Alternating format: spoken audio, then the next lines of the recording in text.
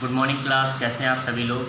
देखिए बेटा, आज हम लोग हॉर्नबिल का चैप्टर 4 पढ़ने जा रहे हैं, जिसका नाम है लैंडस्केप ऑफ द सोल। इस चैप्टर को लिखा है नैथाली ट्रावर्सो ने, ठीक ना।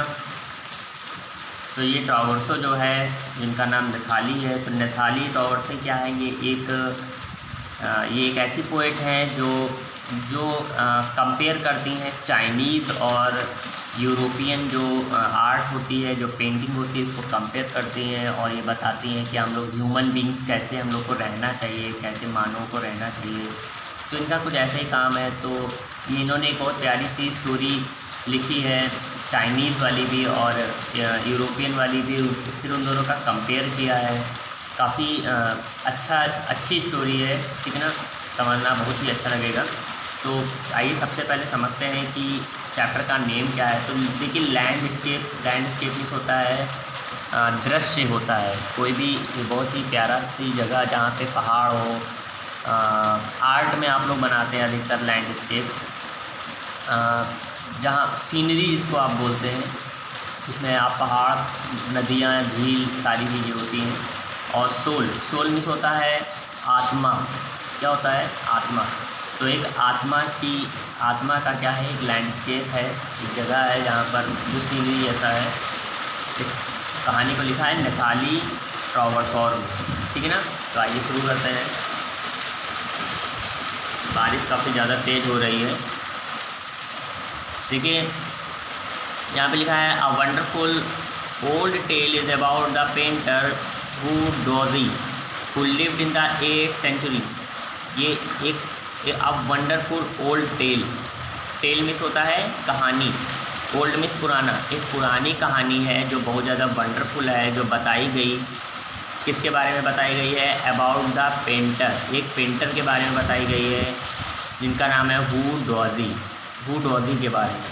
हू डोजी के बारे में एक कहानी बताई गई है। Who lived in the 8th century, जो 8वीं शताब्दी के रहने वाले थे। 8वीं शताब्दी की कहानी है ये। His last painting was the landscape commission by the Tang emperor Xuanzong. उनकी जो आखिरी पेंटिंग थी लैंडस्केप की, कमीशन मीन्स होता है नियुक्ति करना, मतलब किसी को काम देना। तो एक राजा थे, टैंग एम्परर थे, क्योंकि चाइनीज़ कहानी है इसलिए बता रहा हूँ, थोड़ा अजीब सा नाम है। टैंग एम्परर थे जिनका नाम था जुआनजोंग।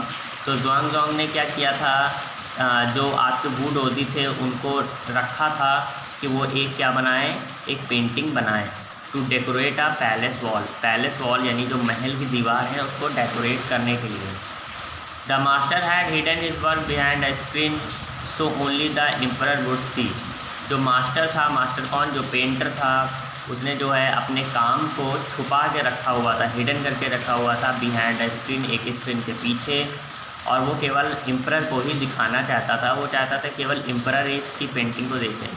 For a long while the emperor admired the wonderful scene. एक काफ़ी लंबे समय बाद एम्परर जो था, यानी जो बादशाह था, वो बहुत ज़्यादा आकर्षित हुआ उस सीन को देखने के लिए, वंडरफुल सीन को देखने के लिए।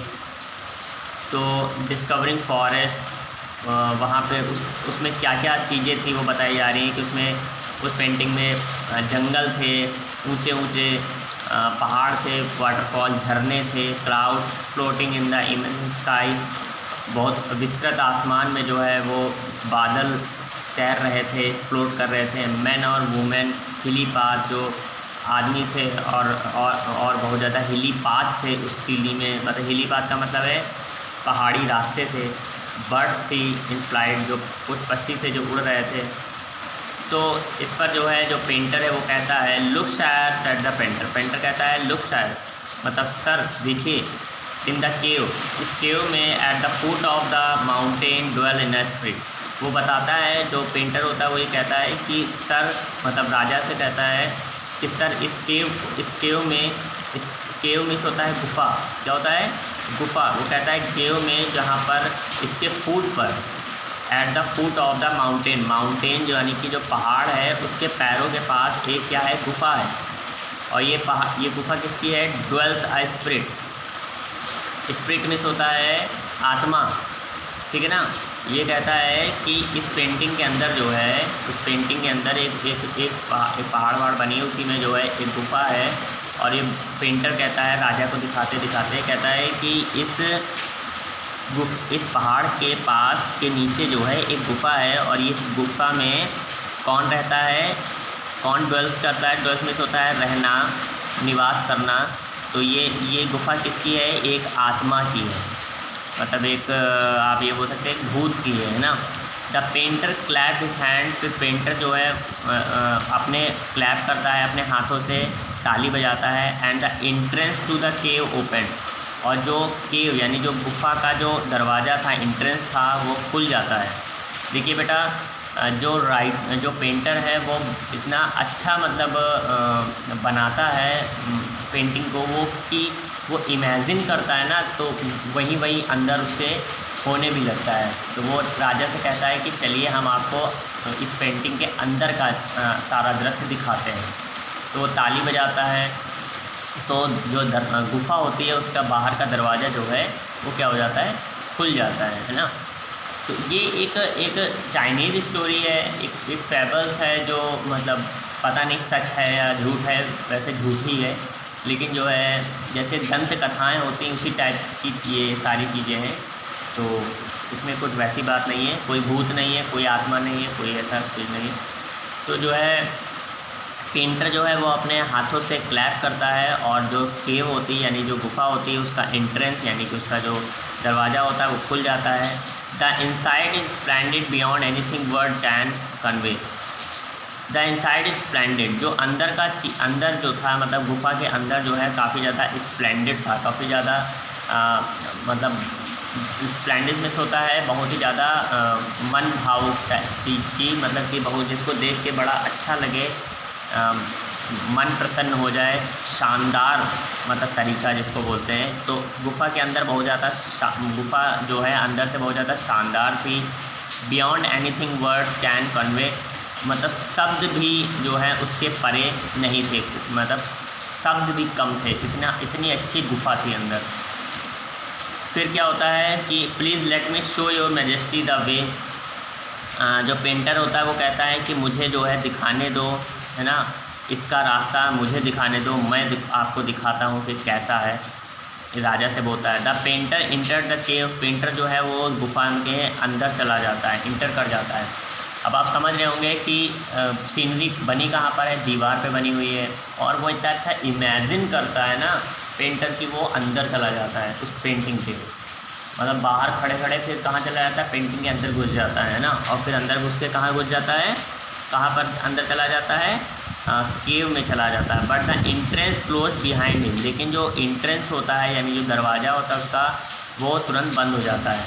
राजा के साथ जो है वो सीनरी में जाता है, ठीक है ना, और सीनरी में क्या होता है, वो गुफा के अंदर जाता है और राजा भी पीछे पीछे जाता है। लेकिन क्या होता है कि जो दरवाज़ा होता है गुफा का वो क्या हो जाता है, बंद हो जाता है अचानक से, और राजा बाहर ही रह जाता है। And before the astonished emperor could move or utter a word, इससे पहले कि राजा कुछ शब्द बोल पाता या कुछ मूव कर पाता, वो क्या हो जाता है, दरवाज़ा बंद हो जाता है। अब राजा रह गए बाहर, और जो पेंटर था वो कहाँ घुस गया, गुफा के अंदर। The painting had vanished from the wall, और उसके बाद जो पेंटिंग है वो क्या हो जाती है, वॉल से यानी दीवार से वैनिश हो जाती है, गायब हो जाती है। लो पेंटिंग भी गायब हो गई, और पेंटिंग के अंदर राजा और जो पेंटर थे वो गए थे, और उसके बाद पेंटर जो है गुफा में चला जाता है, राजा बाहर ही रह जाता है, और पेंटिंग भी दीवार से गायब हो जाती है। तो आप तो ना ढूंढे मिलेंगे राजा और ना ढूंढे मिलेंगे पेंटर, है ना। Not a trace of the wood Aussie brush was left, जो वुड ऑजी थे यानी जो पेंटिंग था उनका ब्रश भी बचा नहीं, मतलब उनका जो ब्रश था वो भी उसी में ही चला गया, खो गया। And the artist war never seen again in the world, और जो आर्टिस्ट था यानी जो कलाकार था, जो पेंटर था, उसको संसार में दोबारा कभी नहीं देखा गया, क्योंकि दोनों लोग गायब हो गए, है ना। तो ये एक फैबल है एक टाइप की, जिसको आप बोल सकते हैं चाइनीज़।